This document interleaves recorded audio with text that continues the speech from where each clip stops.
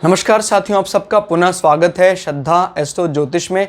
आज हम लोग कवर करने वाले हैं मेष लग्न की कुंडली में यदि बुध द्वादश भाव में या 12वें भाव में बैठते क्या फल देते हैं। ये भी कह सकते हैं मेष लग्न में मीन राशि का बुध। इससे पहले हम लोगों ने सूर्य, चंद्रमा और बुध की कंप्लीट वीडियो रिकॉर्डिंग भृगु सरल पद्धति अनुसार चैनल में अपलोड कर दी है। जो भी व्यक्ति भृगु सरल पद्धति में पारंगत होना चाहता है या भृगु सरल पद्धति के साथ साथ चाहे वो जैमिनी पद्धति, पराशरी पद्धति सीखना चाह रहा है, वो सूर्य से लेकर राहु केतु तक 9 के 9 ग्रहों का 12 अलग अलग लग्न की अलग अलग राशियों में फल को जानने के लिए हमारे चैनल को सब्सक्राइब करें। टाइमली अपलोड पाने के लिए बेल आइकन को दबाएं ताकि वो टाइमली सारे अपलोड पा सके।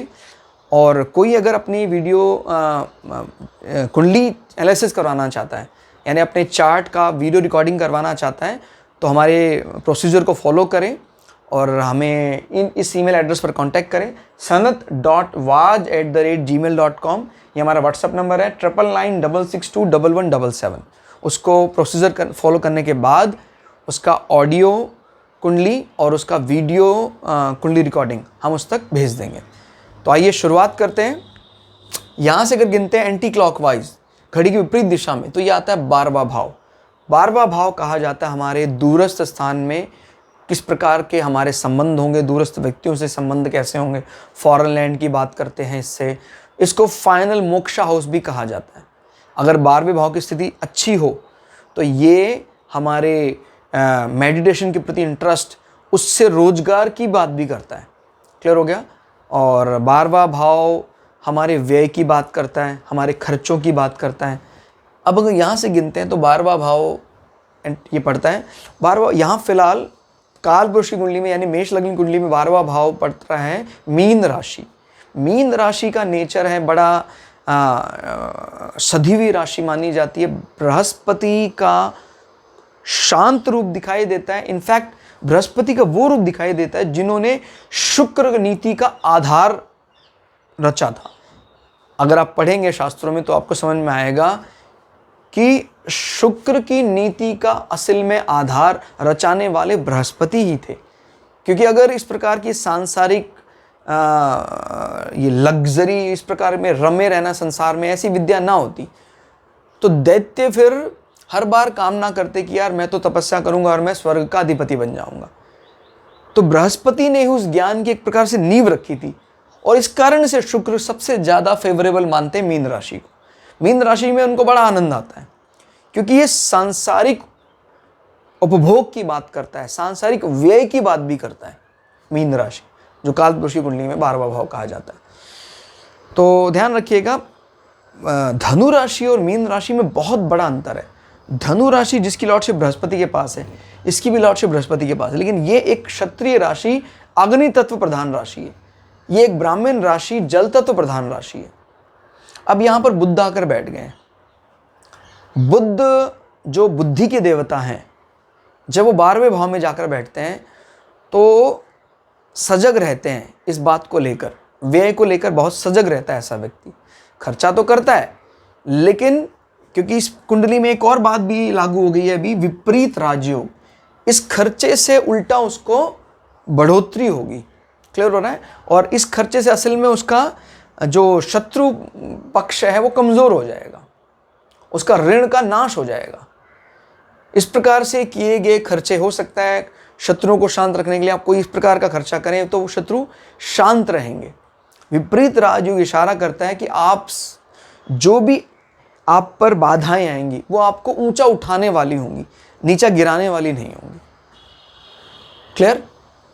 और बुध अभी किस किस हाउस की लॉर्डशिप लेकर यहां बैठा हुआ है, तीसरे भाव का मालिक होकर यहां बैठा हुआ है। तो जब तीसरे भाव का स्वामी अपने से 1 2 3 4 5 6 8 9 10 दशम भाव में बैठा, अपने से दशम भाव में 12वें स्थान में बैठा है, तो क्या बात बताता है कि आपकी वाणी, आपके कर्म क्षेत्र में अगर हम अच्छा उसका उपभोग करते हैं, क्योंकि व्यय का मतलब उसका यूज करना, तो वो हमें फायदा दिलाने वाला होगा। क्योंकि वो विपरीत राजयोग, क्योंकि विपरीत राजयोग में आपको ये बात तो तय है कि वो एक अच्छे फल लेकर बैठा है अब यहाँ पर आपके लिए। तो जो भी आप एफर्ट करेंगे ज़्यादा वो आपको फ़ायदा दिलाने वाला होगा।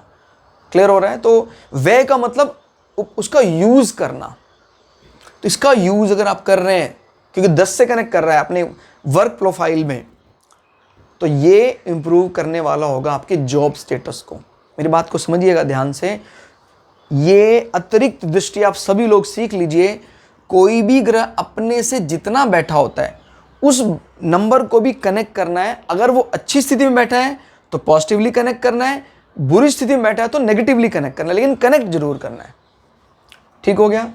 और ये भी बता रहा है अपने से दशम भाव में, व्यय भाव में बैठा है और विपरीत राजयोग ऑन करके बैठा है, तो भाई बहन, ऐसे व्यक्ति के छोटे भाई बहन कोई जॉब संबंधी इन्वेस्टमेंट में अगर आपकी मदद करते हैं तो आपको भी और आपके भाई बहनों को भी फायदा दिलाने वाला होगा। क्लियर हो गया? तीसरा भाव आपके पराक्रम का है। पराक्रम भाव का स्वामी जब दूरस्थ स्थान में बैठता है, तो कहीं दूरस्थ स्थान में बैठे व्यक्ति आपके कामों को बनाने वाला होता है। इनफैक्ट आपके मोटिवेशन, आपके पराक्रम को बढ़ाने वाला होता है। फिर बात कर लेते हैं ऋण, रोग, औषधि इस भाव के स्वामी की। तो 1 2 3 4 5 6 7 अपने से 7 होकर बैठा है। 7 वैसे क्या होता है? 7 को हम डिजायर भी कहते हैं, हमारी कामना पूर्ति, हमारा लाइफ पार्टनर भी कहा जा सकता है। तो जब इस भाव का स्वामी अपने से सप्तम होकर बैठा है द्वादश स्थान में, और ना सिर्फ बैठा, नजर भी गड़ाए हुए अपने भाव को कभी बिगड़ने नहीं देगा। जो विपरीत राजयोग बना रहा है वो स्वयं भाव उस पर नजर गड़ाए हुए हैं। मतलब आपके शत्रुओं को आपकी वाणी से शांत रखेगा और इस शत्रुओं को दूर करने में, बाधा दूर करने में, दूरस्थ स्थान में जो भी व्यक्ति आपकी मदद कर रहा है उससे आपको भरपूर फायदा होगा शत्रुओं का विनाश करवाने में। क्लियर होगा? तो ये बात याद रखनी है कि 12वां भाव जो हमारा है, 12वां भाव हमेशा नेगेटिव रोल प्ले नहीं करता है। 12वें भाव में पॉजिटिव एनर्जी भी आपको ध्यान रखनी है। भाई जैसे कोई व्यक्ति फॉरेन लैंड में सेटल होना चाहता है, अब यहां पर लग्नाधिपति को अगर हम भेज देते हैं और इस भाव की स्थिति अगर मजबूत है, भाई जैसे बृहस्पति भी यहां बैठे हुए हैं, तो फिर वो लग्नाधिपति वहां बैठ जाता है, तो फिर व्यक्ति बाहर जाने पर विचार करने लग जाता है, फॉरेन लैंड पर जाने का विचार करने लग जाता है। लेकिन इसकी मजबूत स्थिति के बाद ही उसको फायदा होगा।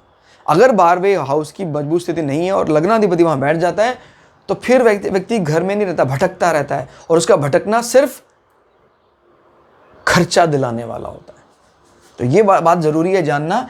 अगर घर का मालिक स्वाग्रही होकर बैठा है तो अच्छा हो जाता है। थोड़ी सी नेगेटिव रोल क्या है? क्योंकि बुध जो है नीच का होकर बैठा हुआ है, क्योंकि मीन राशि में बुध को नीच का माना जाता है। लेकिन यहां पर विपरीत राजयोग ने केस को संभाल लिया है। लेकिन शुरुआती जो जीवन होगा आपका, उसमें व्यय को लेकर आप बड़े चिंतित रहेंगे। व्यय हमेशा ऋण बढ़ाने वाला होगा, क्योंकि बुध नीच का होकर बैठा है। अब इसमें क्या, हर केस में नीच भंग का ध्यान रखना भी जरूरी है। कि जैसे बृहस्पति साथ आके बैठ जाता है, फिर नीच भंग हो जाता है। या जिस राशि में उच्च का होता है, अब स्वयं इसी राशि में उच्च के होते हैं, तो ये नियम तो लागू नहीं हो रहा। लेकिन हाँ, चंद्रमा से भी अगर केंद्र में आ जाते हैं तो भी ये नियम लागू हो जाता है।